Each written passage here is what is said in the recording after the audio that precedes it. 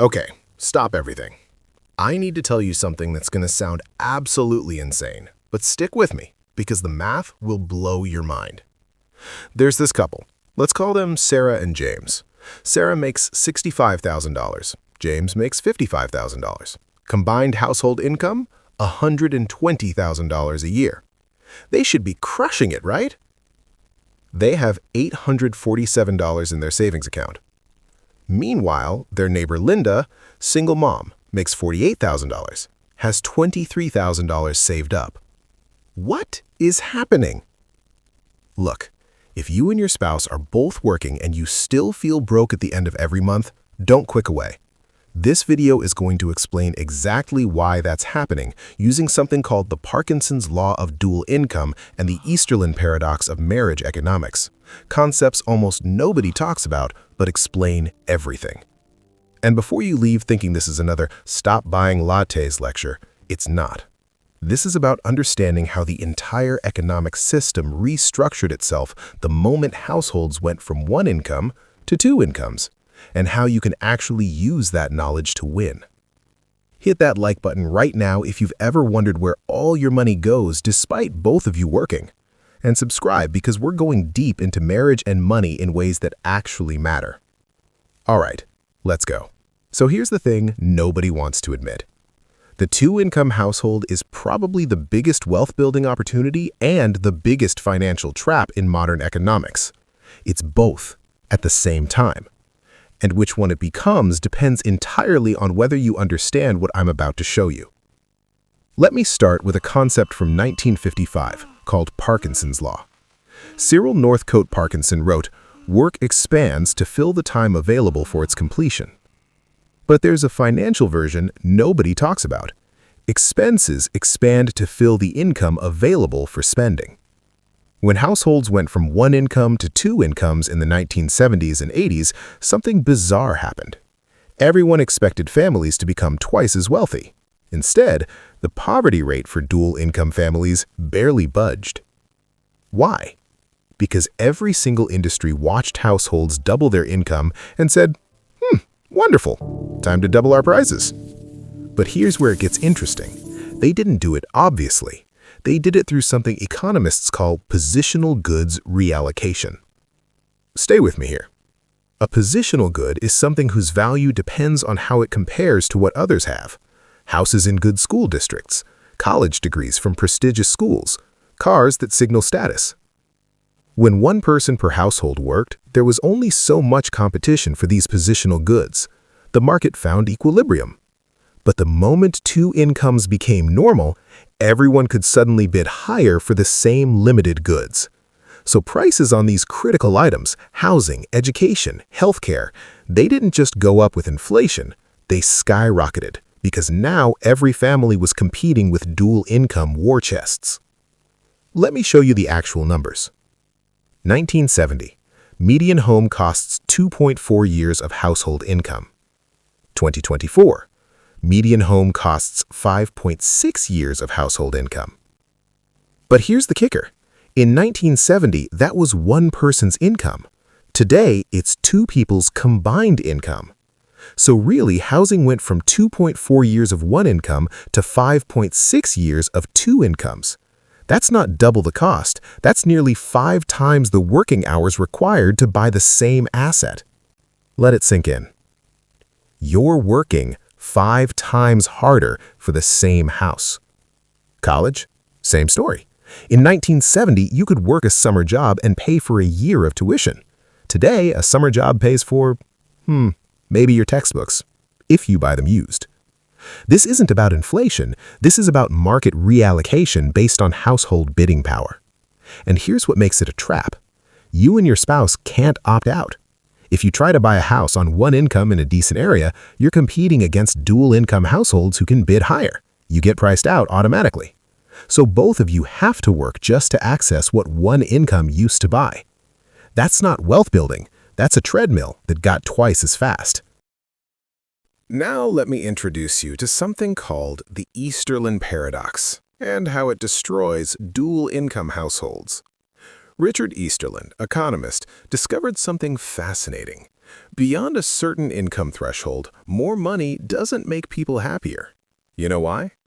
Relative comparison. You don't feel rich because you have money. You feel rich because you have more than your reference group. Here is how this murders dual-income couples. When you're single, making $50,000, your reference group is other single people. You compare your studio apartment to their studio apartment. You're doing fine, maybe even winning.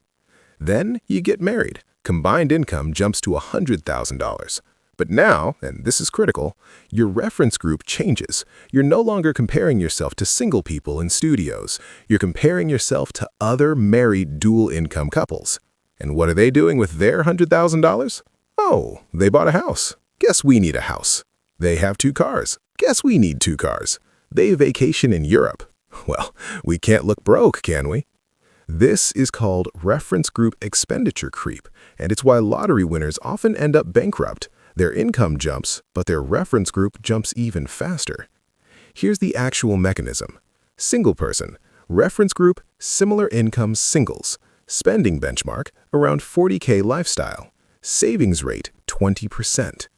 Married couple, combined income, reference group, other married couples with similar combined income, spending benchmark, $85K lifestyle, savings rate, 8%. You more than doubled your spending benchmark, but you only doubled your income. The math literally doesn't work, but nobody sees it because it happens gradually. First, it's just a bigger apartment because we need space. Then it's a second car because we both work. Then it's nicer furniture because people come over now. Each decision makes sense individually, but combined, you've recreated the exact same financial pressure you had when single, just with better furniture. Let me show you something that'll really cook your noodle. There's a concept in behavioral economics called the Diderot effect, named after French philosopher Denis Diderot, who wrote an essay called Regrets on Parting with My Old Dressing Gown. Diderot received a beautiful scarlet dressing gown as a gift. He loved it, but then his old furniture didn't match the elegant new gown, so he replaced it. Then his old curtains looked shabby next to the new furniture, so he replaced those. Then the rug, then the decorations. One gift triggered a complete lifestyle upgrade spiral. This is what happens when couples combine incomes. You upgrade one thing, and suddenly everything else looks insufficient. Your $800 a month apartment becomes too small the moment you can afford $1,200. Your used car becomes unreliable the moment you can finance something newer. It's not about need, it's about internal consistency with your new economic identity. And here's the part that hurts. You're making rational decisions that lead to irrational outcomes. Each upgrade makes sense in isolation, but the sum total? Financial stagnation despite doubled income. Now, some of you are thinking, Mike, but we do need 2 cars. We do need a bigger place. That's not lifestyle inflation, that's reality. Fair point. Let me address that. There's a difference between scaling necessities and upgrading lifestyle. Scaling is going from $800 rent to $1,200 for an extra bedroom. Upgrading is going from $800 rent to $2,200 for a luxury apartment with a gym you'll use twice. Scaling is buying a $15,000 reliable second car.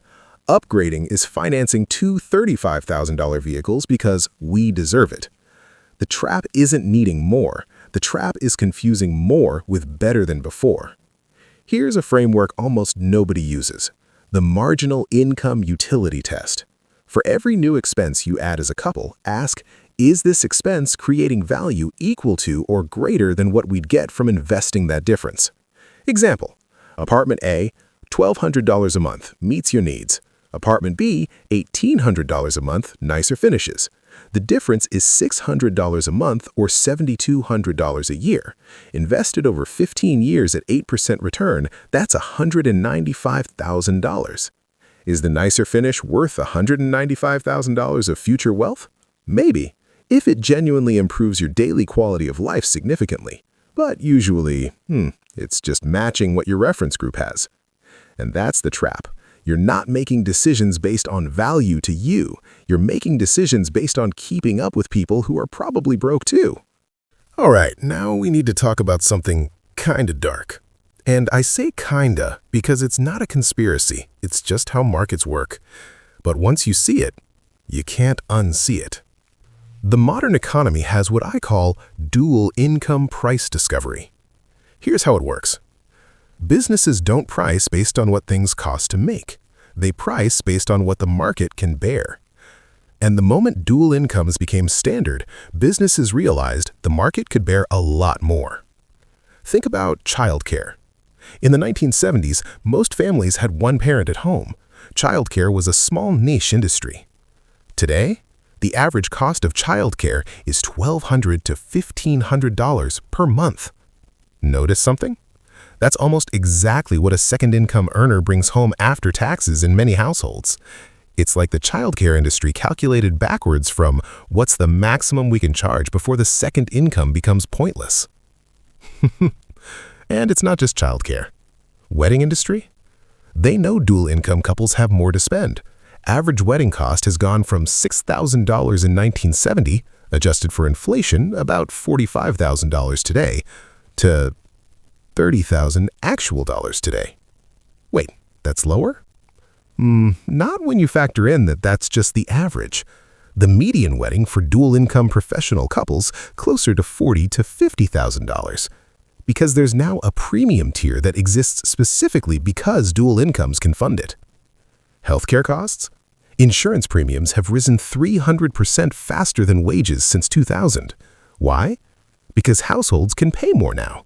Two incomes mean two employer-sponsored insurance options, more negotiating power, more ability to absorb at premium increases. College tuition? Universities literally have something called expected family contribution calculations that factor in household income. The moment they see two incomes, that expected contribution goes up. The system has adapted to extract maximum value from dual income units. But here's what's really interesting. There's an economic theory called the Baumol effect, or cost disease.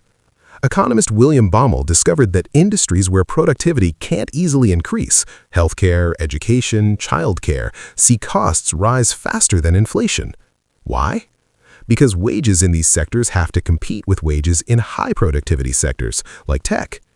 But they can't increase output the same way. A teacher in 2024 can't teach twice as many students as a teacher in 1974.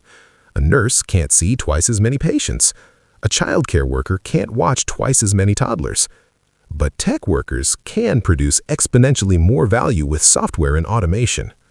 So, wages in high productivity sectors pull up wages in low productivity sectors, which means costs in low productivity sectors skyrocket. And guess which expenses are dominated by low productivity sectors? Housing, healthcare, education, and childcare. The exact four expenses that eat up dual incomes. This isn't random. This is structural. And here's the real kicker, the two-income trap. There's actually a book by this name by Elizabeth Warren. Yes, that Elizabeth Warren and her daughter Amelia Warren Tyagi. They documented that dual-income families are actually more financially fragile than single-income families used to be. Why? Because every dollar of that second income is already allocated to positional goods. There's no slack in the system. If one person loses their job in a dual-income household today, you're instantly facing catastrophe. Mortgage or rent is sized for two incomes. Childcare is paid because both work. Car payments assume dual income. But in a 1970s single-income household, there was built-in flexibility. The non-working spouse could enter the workforce if needed. Expenses were scaled to one income. Dual-income households traded resilience for consumption. Now, I'm not saying go back to single-income households. That's not realistic for most people, and there are massive benefits to both partners having careers and independence. But you need to understand, the system is designed to absorb that second income. Every major expense category has been recalibrated to extract it. If you don't actively fight this, the second income just disappears into a black hole of necessary expenses that weren't necessary until you could afford them. All right, enough doom and gloom. Let's talk about how you actually win this game. Because here's the beautiful truth. If you understand the system, you have a massive advantage over couples who don't. Strategy number 1, the income isolation method. Here's what financially successful dual income couples do that broke ones don't. They treat one income as invisible. Pick the lower income. Let's say it's $45,000 after tax. That money goes directly to max out retirement accounts, $23,000 to 401k, max out Roth IRAs, $7,000 each equals $14,000, HSA if available, $4,300, rest to taxable investment account. You live entirely on the other income, not both, just one. This does two things. Forces you to scale necessities, not upgrade lifestyle. Builds wealth automatically at a rate that compounds into life-changing money. $45,000 invested annually at 8% becomes $2.2 million in 20 years. That's not maybe retire comfortably money. That's both of you could stop working in your 40s money. But it requires accepting that your lifestyle stays scaled to one income permanently, even as your wealth grows invisibly in the background. Strategy number 2, the positional good arbitrage. Remember how I said positional goods got expensive because everyone's bidding with dual incomes? Here's the hack. Stop competing for the same positional goods. Everyone wants the house in the top school district. You homeschool or find an undervalued neighborhood with good enough schools. Everyone finances new cars. You buy 3-year-old used cars for 50% less. Everyone sends kids to premium daycare. You negotiate a nanny share with another family or adjust schedules so one parent is always home. This isn't about being cheap. This is about strategic non-competition.